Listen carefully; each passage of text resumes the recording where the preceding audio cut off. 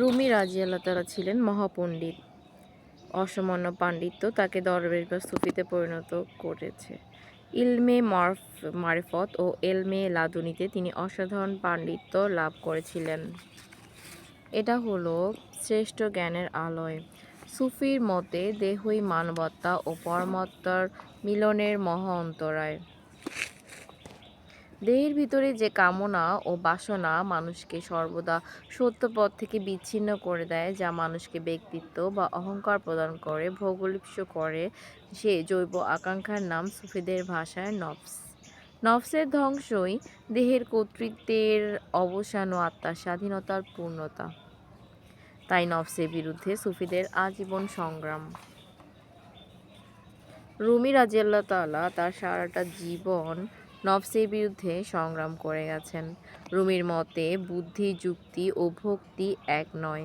বুদ্ধি ও যুক্তি দিয়ে আল্লাহকে চিনা, বুঝা ও পাওয়া যায় না, বরং এর জন্য প্রয়োজন বিশ্বাস ও ভক্তি।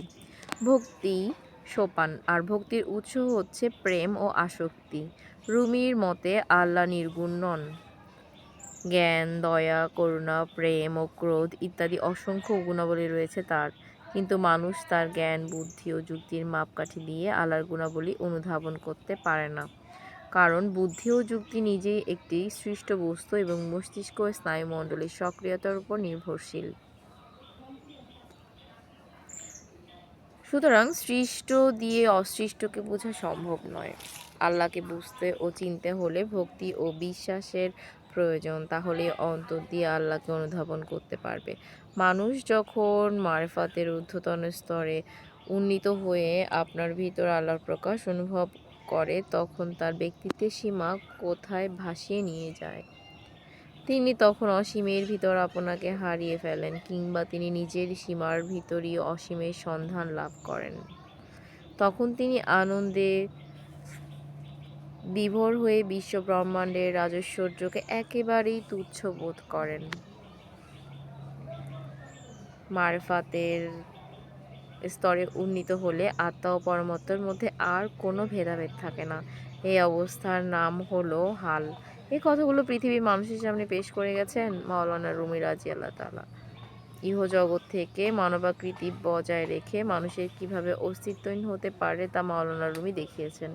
মাওলানা জালালউদ্দিন রুমি রাদিয়াল্লাহু তাআলা ভাগ্য ও পুরস্কার সমস্যার সমাধান সহজ করে দিয়েছেন। তিনি বিশ্বাস করতেন মানুষের সকল কার্যের নিয়ন্ত্রক একমাত্র আল্লাহ।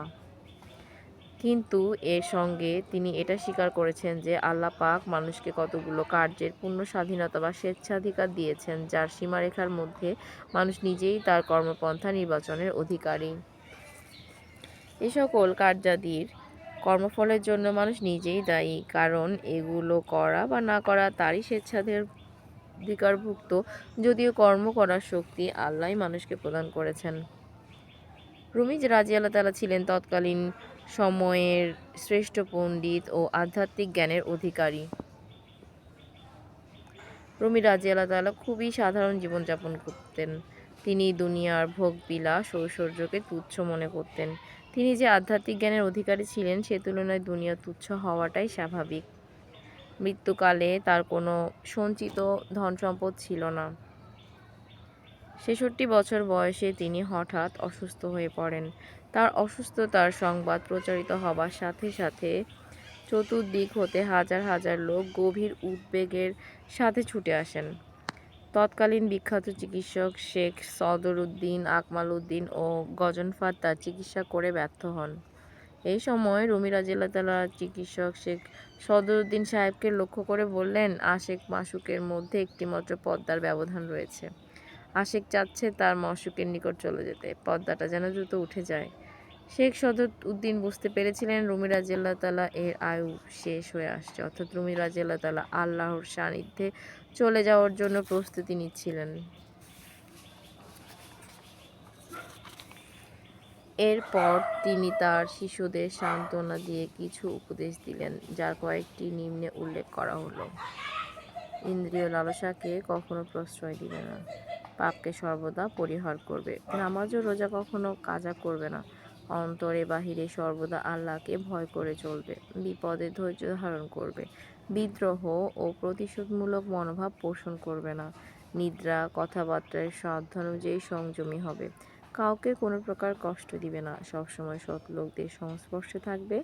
মনে রাখবে, মানুষের দেহ নশ্বর, কিন্তু তার আত্মা অবিনশ্বর। এই নশ্বর দেহ ধ্বংসপ্রাপ্ত হয় বটে, কিন্তু তার ভিতর যে অবিনশ্বর আত্মা রয়েছে তা চিরকালই বেঁচে থাকে। এরপরে বিখ্যাত মনীষী 1273 খ্রিস্টাব্দের 16 ডিসেম্বর ইন্তেকাল করেন। এই সময়ে তার বয়স হয়েছিল 66 বছর।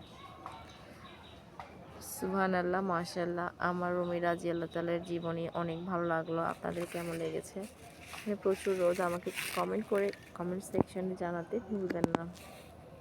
আল্লাহ হাফেজ, ভালো থাকবেন।